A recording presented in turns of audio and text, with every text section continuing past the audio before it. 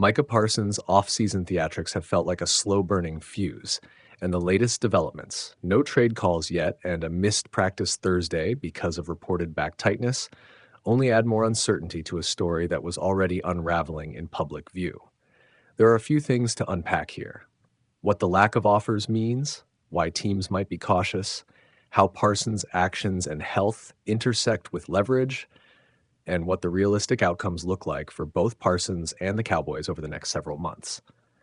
First, the absence of trade inquiries is not necessarily a repudiation of Parsons' talent. He's 26, ascending, and one of the league's most disruptive defenders.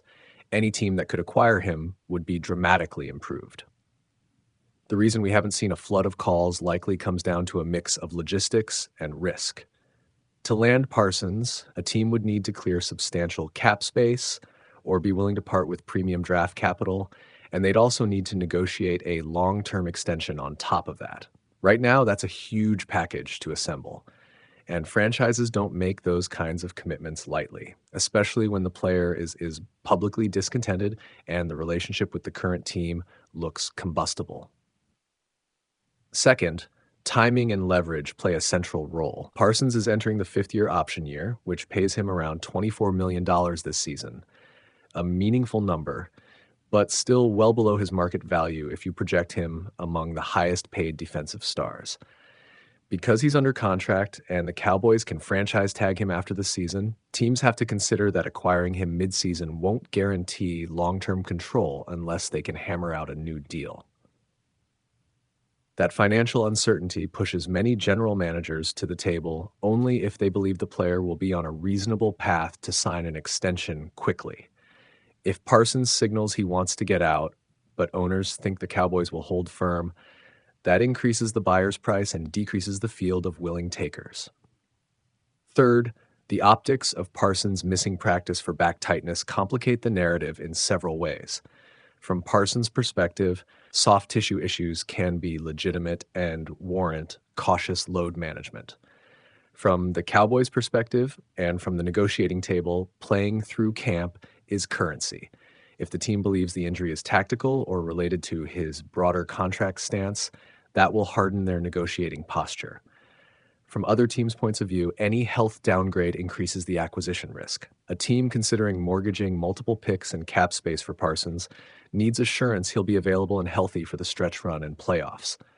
A back issue, even labeled tightness, raises questions until cleared by medical exams. Fourth, Jerry Jones' public posture matters. He's repeatedly framed Parsons' trade request as a negotiation tactic and has signaled both patience and urgency in public. Urgent to resolve it, patient as a negotiator. Jones has a history of winning these standoffs from his vantage, and he's shown a willingness to let high-profile players stew for weeks or months if he believes he can extract better terms or maintain control. That reputation matters to the market. Some teams may read Jones' confidence as a sign that Dallas will not give up yields easily, further depressing trade chatter. What are the plausible outcomes from here? 1. They mend fences and sign an extension. This is the amicable ending everyone prefers in public, but it requires both sides to move. Parsons needs to clearly engage through his agent and demonstrate commitment to returning to the field. The Cowboys need to present a contract structure Parsons finds acceptable, most likely a long-term deal with hefty guaranteed money. For that to happen quickly, Parsons' camp would need to signal flexibility on timing and structure. 2. Jones stands pat, Parsons plays the season, and Dallas uses the franchise tag next offseason. This is the stick-it-out route. The Cowboys can ride the season with Parsons on his option year, and if negotiations fail again, apply the franchise tag to extend control into 2026. That's costly and risky for both sides, but it preserves Dallas's leverage. 3. A trade happens, but only if a team is willing to pay a huge premium and accept the medical risk. Potential suitors would need draft capital and cap maneuvering. A mid-season trade for a superstar defender still happens in the NFL, but it typically requires a near-perfect alignment. A buyer desperate for an immediate defensive upgrade, a seller willing to move the asset, and both sides confident a long-term extension can be agreed upon promptly. Right now, the market appears to be saying that alignment hasn't happened. For a public escalation, more aggressive public statements, holdout behavior, or a prolonged avoidance of practice could change the picture quickly. If Parsons misses meaningful time, the Cowboys may pivot to tougher tactics, financial fines, being less inclined to negotiate, or accelerating plans to tag him. Conversely, if Parsons returns to full participation and plays like the all-pro he is, the urgency to resolve the contract diminishes and the topic cools until the offseason. For the Cowboys, the practical considerations are straightforward. They want their best player available for Week 1 and, if possible, under a long-term deal that mitigates future disruption. For Parsons, the calculus is about guaranteed money and contract security balanced against his role in the team and public perception. The presence of a back complaint gives the Cowboys cover in public. We're protecting him, while simultaneously giving them leverage to say he isn't fully available for trade or return until healthy. What to watch in the coming days and weeks, whether Parsons resumes full practice without limitations, whether his agent and the team re-engage in visible talks, and whether any credible teams emerge with the willingness to offer meaningful assets for a trade.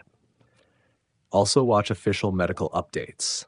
The Cowboys' training staff notes and independent exams matter to every potential suitor. Finally, pay attention to the public messaging from both Jones and Parsons' camp. Small shifts in tone often signal bargaining movement. Right now, the picture is one of stalled market interest, an owner who feels he has time, and a superstar player whose tactics and health are influencing not just the negotiation, but the narrative.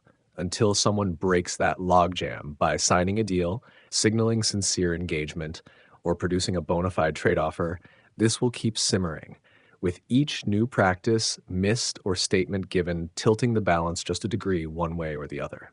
Here's a clean, American English news-style version you can use. No trade calls yet for Micah Parsons. Misses Thursday practice with back tightness. Oxnard Caliph. The Dallas Cowboys have not received any trade inquiries for all-pro linebacker by Micah Parsons since he formally requested a trade last week, sources told ESPN's Todd Archer. And Thursday brought another wrinkle. Parsons missed the team's practice with reported back tightness. Parsons's trade demand followed months of stalled contract extension talks. Multiple outlets, including Yahoo Sports' Jory Epstein, have reported there have been no formal extension negotiations since the situation erupted. Cowboys owner Jerry Jones has publicly downplayed the request as part of the negotiation process and said he isn't considering granting it, though he also acknowledged he can't guarantee Parsons will be available for Week 1. The 26-year-old Parsons is playing on the fifth-year option of his rookie deal this season, which pays roughly $24 million. While he would be a coveted asset on the market, teams appear cautious. Acquiring Parsons would almost certainly require multiple high draft picks and significant salary cap commitment, and so far no team has made that call. Parsons has continued to report to camp, which has allowed the Cowboys to avoid fines